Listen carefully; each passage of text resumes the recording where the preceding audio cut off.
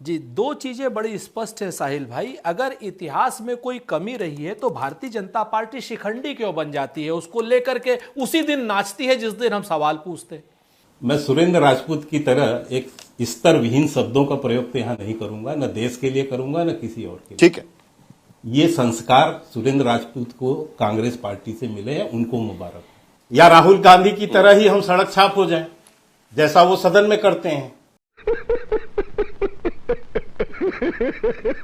नमस्कार दोस्तों, स्वागत है आप सभी लोगों का एक और नए रिव्यू वीडियो में। दोस्तों आज के वीडियो में हम लोग देखने वाले हैं बीजेपी प्रवक्ता के शर्मा एंड कांग्रेसी प्रवक्ता सुरेंद्र राजपूत के बीच डिबेट। दोस्तों सुरेंद्र राजपूत का कहना था कि इन बीजेपी वालों जो है रास्ते से तेल नहीं खरीद रहा है, अमेरिका की बात पे चल रहा है। उसी के जवाब पे के शर्मा का कहना था कि इन कांग्रेस के हर बात पे दिक्कत होती है। अगर हम लोग रास्ते से तेल खरीदे तब भी इन लोगों का दिक्कत है, और नहीं खरीदते तब भी इन लोगों का दिक्कत है। और ये उन्होंने कागज दिखाते हुए कहा था। सुरेंद्र राजपूत ने कहा कि बीजेपी वाले शिखंडी है जो हर बात पे नाचते हैं, एंड के शर्मा इसी बात पे भड़क जाता है। राहुल गांधी के जो है छक्का कहता है। वीडियो शुरू करते हैं, और वीडियो में किसका आर्गुमेंट ज्यादा अच्छे थे एक कमेंट में जरूर बताना।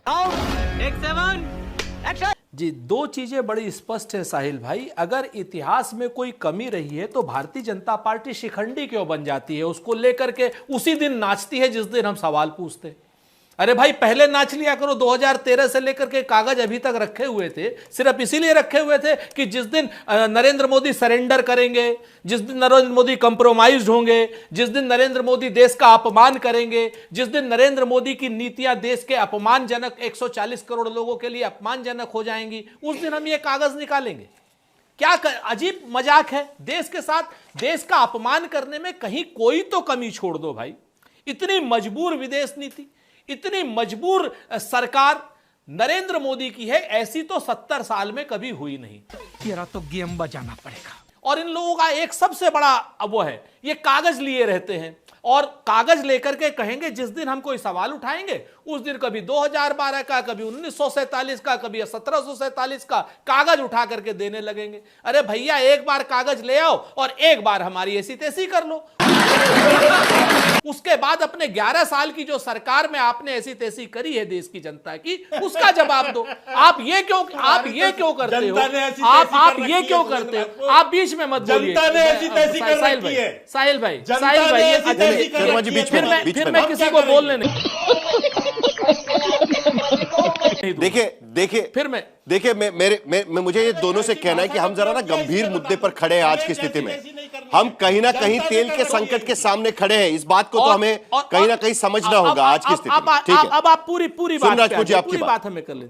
जी, अब ये दिसंबर में 2.7 अरब डॉलर का तेल हम लोगों ने खरीदा था, क्या नाम इससे, रूस से। और फिर हमने जनवरी में तेल को कम करके कर दिया 1.98 अरब डॉलर का, यानी हिस्सेदारी हमने 37% से 19% कर दी। किसके दबाव में करी थी? अबे जल्दी बोल, कल सुबह पनवेल निकल। और अमेरिका से तेल 31% वृद्धि कर ली थी हमने दिसंबर में, और जनवरी में फिर से 31% की वृद्धि करी।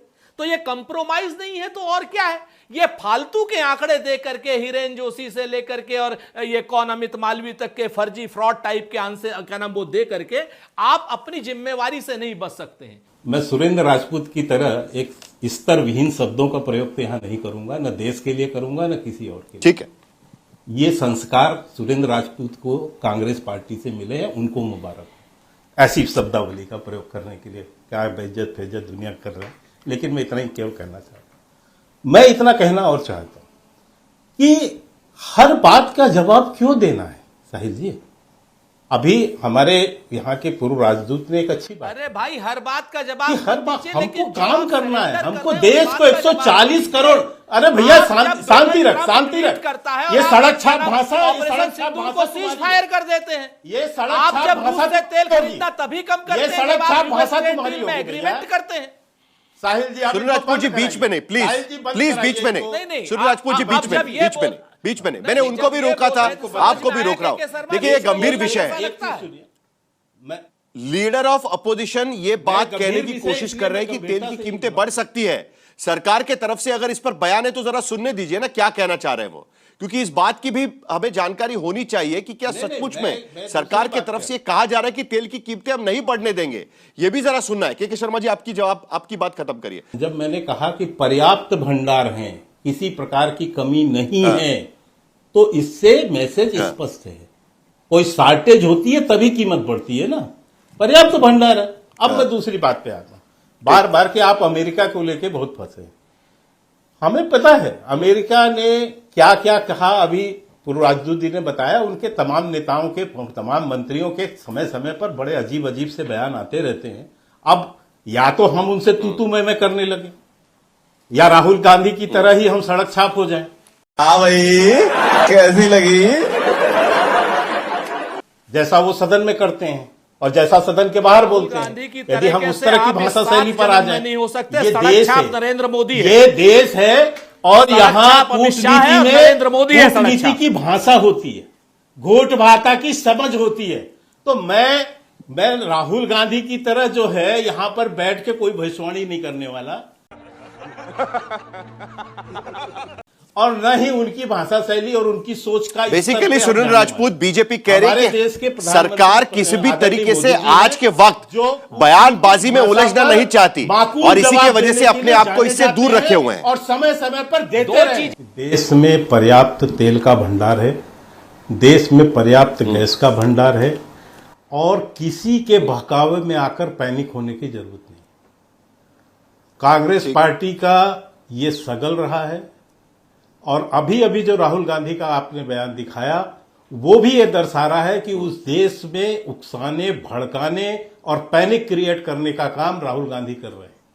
अब मैं दूसरी बात आपको बता दूं, अमेरिका के किसी भी बयान या किसी भी उससे कांग्रेस पार्टी प्रभावित हो सकती है, क्योंकि इनको देश को कभी भी उसके स्वाभिमान को ऊंचा उठाने की सोच नहीं, बल्कि देश को कैसे नीचे दिखाना है, कैसे गिराना है, कैसे कमजोर दिखाना है, यही धारणा कांग्रेस पार्टी की बनी हुई। प्रतिदिन 10,40,000 बैरल जो है कच्चा तेल भारत खरीद रहा है, रसिया से ही खरीद रहा है। 6% वृद्धि हुई है। तो कहां गया इनका झूठ? कहां से राहुल गांधी ये डाटा लेके घूम रहे थे? कहां से झूठ बोलते हैं? इनको देश को नीचा दिखाने में ही कांग्रेस पार्टी को और राहुल गांधी की एक सोच और एक मानसिकता बन गई। खत्म, bye bye, tata, good bye, गया।